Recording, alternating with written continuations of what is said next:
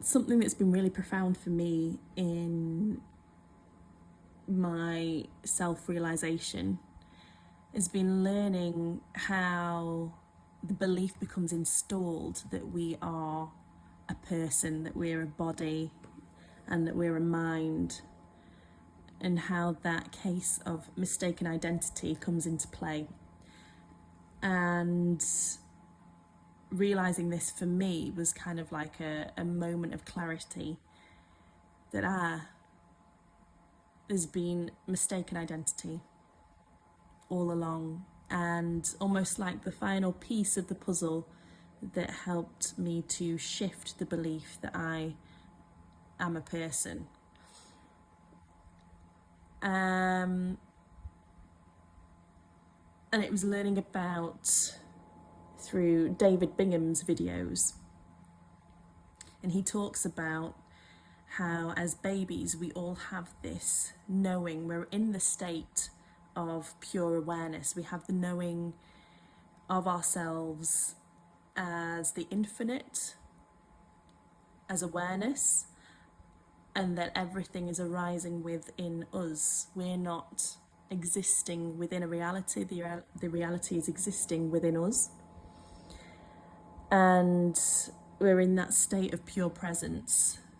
We know that there's no separation between us and the field. And then as we grow, we get called by name, we start to identify with the body, we get body parts pointed out, point to your nose, point to your toes, all of that happens. We get called by name, and we start to identify with those things, with the body, with the mind. We start to believe that we are separate from the field, the environment, and that's how the beliefs become installed, and the identity, the separate self, is formed. Prior to that, there's a knowing that we are at one with the field, that there is no separation, and that everything is arising within us. So we get led into these beliefs, and that identity solidifies and solidifies and solidifies. Those beliefs become layers.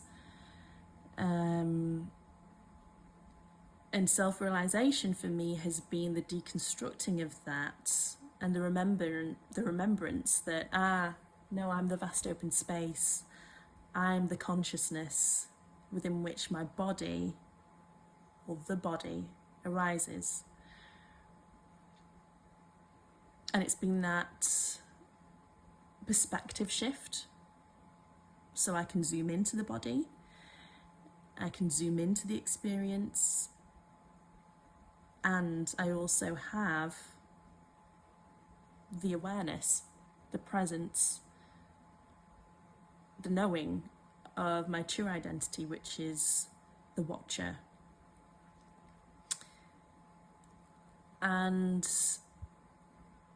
that's simply what it is for me. I know there's many processes out there, there's many teachers that might overcomplicate the process. But once you understand that it's just a case of mistaken identity,